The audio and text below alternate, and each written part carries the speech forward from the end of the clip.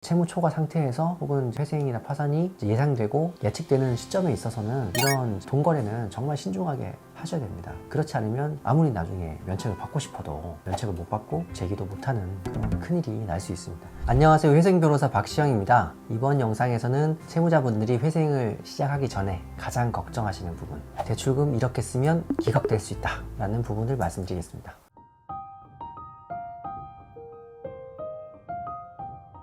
상담하시면서 기각 걱정 많이 하시잖아요. 그렇죠. 사실은 이 일을 해보면 기각 결정을 왜 이렇게 할까 싶을 정도로 기각될 일은 잘 없긴 하지만 그만큼 이제 걱정이 많으시다는 의미 같아요. 대표적으로 이제 걱정하는 게 전통적으로는 주식이나 코인, 도박 같은 주도코라고 하잖아요. 그런 거 혹은 해외여행. 요즘은 이제 흔하게 해외여행 가시는데 이제 막상 회생이나 파산을 하시기 전에 생각을 해보니까 해외여행 이거 사치네. 해외여행을 했는데 면책을 해줄까? 회생을 받아줄까? 라는 걱정도 많이 하시는 것 같고, 또 최근에는 외제차도 흔하게 타니까 특히 이제 사업하셨던 분들이나 고소득이었던 분은 외제차를 할부나 뭐 리스도 이제 타셨던 분은 이런 걱정을 또 하시는 것 같고, 그래서 이런 거를 하나하나 설명드리면 좋지 않을까 합니다. 먼저 대출금 사용처 중에 주도코, 주식, 도박, 코인은 어떻게 되고 있나요? 사실상 과거에는 과도한 도박이나 투자를 한 경우 이유 불문 기각하는 법원들도 있었는데요. 실장님께서 네. 처음 일을 시작하셨을 네, 때 맞아요. 대체 이 일을 몇 년 하신 건가요? 지금 벌써 한 18. 거의 20년 네. 가까이 하고 계시고, 저도 이제 13년 차 변호사고 이 일을 이제 거의 18년 이상 하고 있는데, 지금은 또 분위기가 많이 바뀌었잖아요. 네, 예전에 맞습니다. 그렇게 했고, 또 그런 관행들, 그 옛날에 일하셨던 분들의 얘기가 흘러내려오다 보니까 또 인터넷에 남아있는 얘기들도 다 그렇게 사치하고 주식, 도박, 코인 하면 기각된다 이런 얘기들이 있으니까 이제 걱정을 하시지만, 결론부터 말씀드리면 요즘은 주식, 도박, 코인에서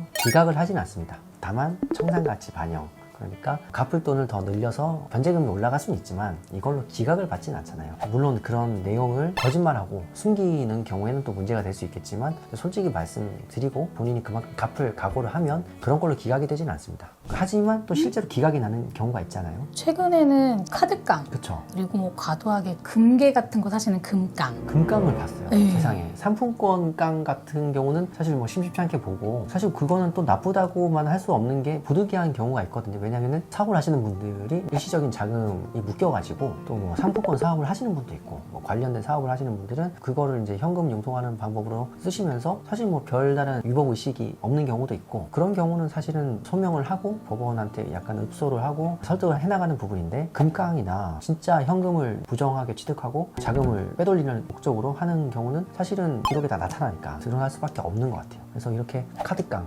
금깡, 상품권 깡 하는 경우는 정말로 기각이 될 수 있다. 그래서 진짜 회생이나 파산을 염두에 두고 계신 분들은 이런 행위는 하시면 안 되겠습니다. 그리고 또 다른 게 본인의 대출로 타인 명의, 그러니까 차명으로 재산을 형성해 놓는다거나 아니면 가족분들에게 다 변제를 한다거나 이런 식으로 정리를 해놓고 나름대로 준비를 했다 이렇게 하고선 진행을 하시는 분들도 기각되는 경우가 그렇죠. 있습니다. 이게 회생 파산 자료가 많고 또 주변에서 듣는 얘기가 있다 보니까 나름 준비를 한답시고 이제 채무 초과 상태에서 가족이나 지인들 채무를 먼저 정리하시는 분들이 있어요. 근데 네. 이게 편파 변제인데 그냥 일반적인 편파 변제도 아니고 정말 법원 입장에서 재산을 빼돌렸다, 채권자들을 기망했다, 법원도 속였다 이렇게 평가될 정도의 수준도 있거든요. 그러니까 이제 이런 행동도 사실 미리 전문가의 좀 상의를 받으시면 좋을 것 같아요. 그러니까 회생 파산을 내가 좀 알고 있다라고 하는 자칭 전문가들이나 뭐 그냥 세상 이치에 좀 밝아 보이시는 분들께 그냥 건너서 듣거나 흘려서 들은 얘기를 가지고 본인이 이렇게 하시면 결국은 이제 소탐대실 할 수밖에 없거든요. 채무 초과 상태에서 혹은 회생이나 파산이 예상되고 예측되는 시점에 있어서는 이런 돈 거래는 정말 신중하게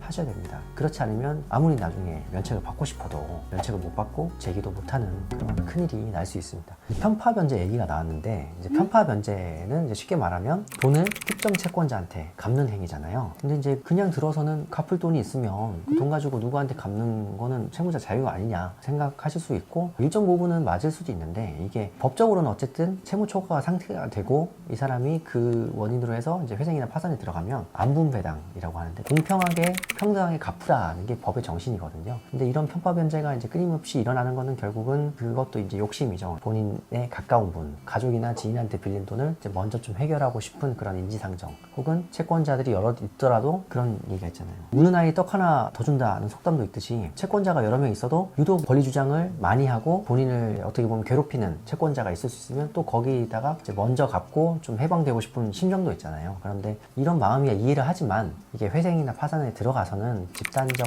강제집행 절차라는 이제 도산제도 취지에 맞지 않기 때문에 다 하나하나 문제를 삼습니다. 그렇지만 이것도 기각사유는 아니에요. 편파변제를 하더라도 기각은 되지 않습니다. 그게 뭐 아주 심각하게 통상적인 수준을 넘어섰다 이러면 문제가 될 수는 있겠지만 일반적인 경우에는 그냥 청산가치에 반영하는 정도로 이제 마무리가 되거든요. 그래서 변제금이 조금 올라갈 수 있다는 정도로 이제 걱정을 더시면 좋을 것 같아요. 편파 변제에 예외가 있다고 하면 비공식적인 예외이긴 하지만 금융기관끼리의 편파 변제는 좀 괜찮습니다. 왜냐하면 돌려막기라 문제가 된다 이렇게 말하는 전문가들도 있는데 사실은 이미 채무 초과 단계에 와서 A라는 은행에서 B라는 은행으로 대환하는 거는 그 채무 상태를 이제 더 가중하는 게 아니라 그냥 조금 더 이 상태를 버티고자 하는 그런 시도이기 때문에 A라는 은행에서 B라는 은행 혹은 2금융권에서 3금융권으로 넘어가는 행위 이런 게 회생파산 신청 직전에 일어났다고 해서 그 자체가 문제되지는 않습니다. 또 말씀드릴 부분이 이제 해외여행 외제차가 있네요. 네네. 법원 변제금 이상의 고가 외제차 리스 비용을 충당한 경우를 이제 사치성으로 보고 법원에서 기각 결정을 했던 사례도 있었습니다. 근데 네. 이 부분은 리스 계약을 취소하는 경우에 오히려 이제 위약금이 발생이 되잖아요. 네. 그러면 채무를 더 늘리는 상황이 되다 보니까 불가피하게 유지하고 있었던 부분이라던가 그리고 왜 외제차를 구입해서 사용을 했었는지에 대한 부분을 충분히 설명했는데도 불구하고 기각 결정이 나서 저희 변호사님께서 의견서 제출해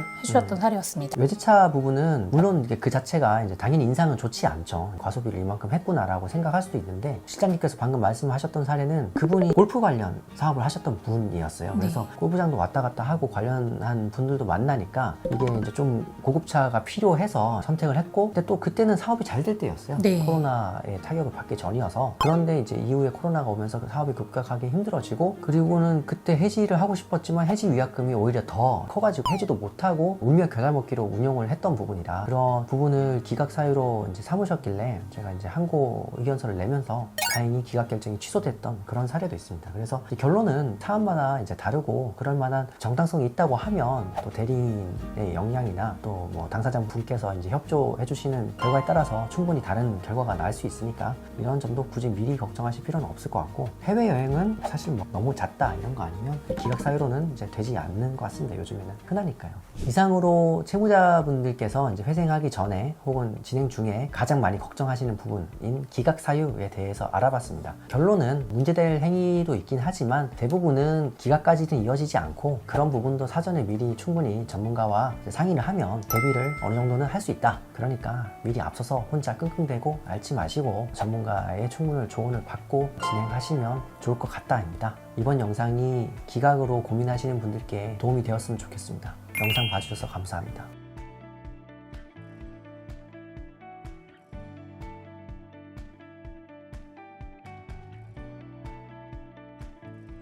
채권자들이 여러 있더라도 그런 얘기가 있잖아요.